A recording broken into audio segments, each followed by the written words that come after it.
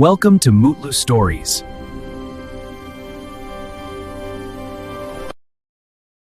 అనగనగా ఒక అందమైన పల్లెటూరు. ఆ ఊరు పేరు చంద్రవనం. ఆ ఊరిలో అందరూ సంతోషంగా జీవించేవారు. కానీ ఆ ఊరికి ఒక ప్రత్యేకత ఉంది. ఆ ఊరి అంచున ఒక పాత ఇల్లు ఉంది. ఆ ఇంటిని అందరూ రహస్య గృహం అని పిలిచేవారు. ఆ ఇంటి దగ్గరికి ఎవరూ వెళ్లరు, ఎందుకంటే అక్కడ ఏదో విచిత్రమైనది జరుగుతుందని పెద్దలు చెబుతుంటారు. ఆ ఊర్లో ఆర్య అనే ఓ తెలివైన, ధైర్యమైన బాలుడు ఉండేవాడు. అతనికి కొత్త విషయాలు తెలుసుకోవటం అంటే చాలా ఇష్టం. ఒకరోజు అతను తన స్నేహితురాలు దియాతో కలిసి ఆ రహస్య గృహం గురించి మాట్లాడుకుంటూ ఉన్నాడు. దియా, ఆ ఇంట్లో నిజంగా ఏముంది తెలుసుకోవాలనిపించదా అని ఆర్య అడిగాడు. దియా కొంచెం భయపడుతూ, ఆర్య, పెద్దలు అక్కడికి వెళ్ళొద్దని చెప్పారు, ఏదో ప్రమాదముంటుందట అంది. ఆర్య నవ్వుతూ, మనమూ జాగ్రత్తగా వెళ్తే ఏమవుతుంది, రేపు ఉదయం వెళ్ళి చూద్దాం అన్నాడు. దియా కొంత ఆలోచించి చివరికి అంగీకరించింది. మరుసటి రోజు ఉదయం ఆర్య మరియు దియా నెమ్మదిగా ఆ ఇంటి దగ్గరికి వెళ్లారు. ఆ ఇల్లు చాలా పాతగా, కొంచెం భయంకరంగా కనిపించింది. తలుపు తీయగానే క్రీక్ అంటూ ఒక శబ్దం వచ్చింది. అంత లోపలికి వెళ్ళాక చీకటి ఎక్కువగా ఉంది.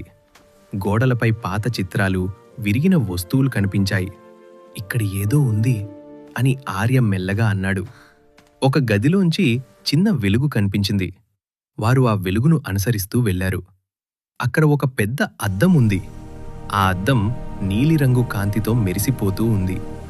దియా ఆశ్చర్యంగా, ఇదేంటో అని అడిగింది.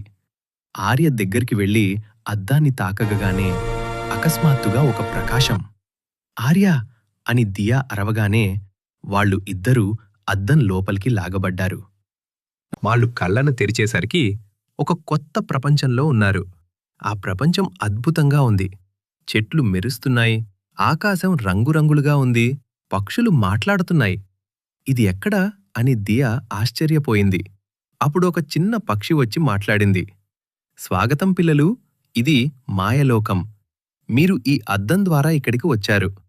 ఆర్య అడిగాడు, మేము తిరిగి మా ఊరికి ఎలా వెళ్తాం? పక్షి చెప్పింది, మీరు ఇక్కడ ఒక పని పూర్తి చేస్తేనే తిరిగి వెళ్ళగలుగుతారు.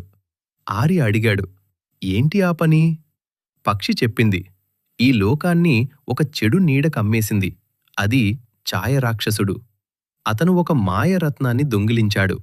ఆ రత్నం లేకుండా ఈ లోకం క్రమంగా చీకటిగా మారుతుంది. దియా భయపడుతూ, అతన్ని ఎలా ఓడిస్తాం అని అడిగింది. పక్షి సమాధానమిచ్చింది, మీరు ధైర్యంగా, తెలివిగా, కలిసి పనిచేస్తూ ఆ రత్నాన్ని మళ్లీ పొందాలి. ఆర్య ధైర్యంగా, మేము ప్రయత్నిస్తాం అన్నాడు. వాళ్ళు అడవిలోకి వెళ్లారు. మార్గంలో ఎన్నో పరీక్షలు ఎదురయ్యాయి. ఒక పెద్ద నది. వారు కలిసి ఒక చెట్టుతో దాటారు. ఒక గుహ.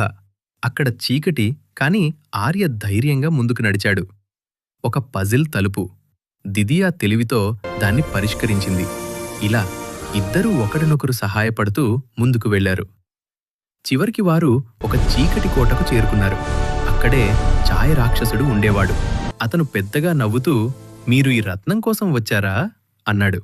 ఆర్య, అవును, అది ఈ లోకానికి అవసరం అన్నాడు. రాక్షసుడు చెప్పాడు, మీరు నన్ను ఓడిస్తేనే ఇది మీకు దొరుకుతుంది. రాక్షసుడు దాడి చేయబోతుండగా ఆర్య గమనించాడు. రాక్షసుడు భయపడుతున్నట్టు. దియా అర్థం చేసుకుంది. అతను వెలుగును చూసి భయపడుతున్నాడు. వాళ్ళు ఇద్దరూ కలిసి ఒక దీపాన్ని వెలిగించారు. ఆ వెలుగు రాక్షసుడిపై పడగానే అతను మెల్లగా అదృశ్యమయ్యాడు. రత్నం నేలపై పడిపోయింది. ఆ రత్నాన్ని తీసుకుని వారు పక్షి దగ్గరకు వెళ్లారు. పక్షి ఆనందంగా, మీరు విజయం సాధించారు, ఇప్పుడు మీరు తిరిగి వెళ్ళొచ్చు అని చెప్పింది. అద్దం మళ్లీ కనిపించింది. వారు అందులోకి వెళ్లి తిరిగి రహస్య గృహానికి వచ్చేశారు.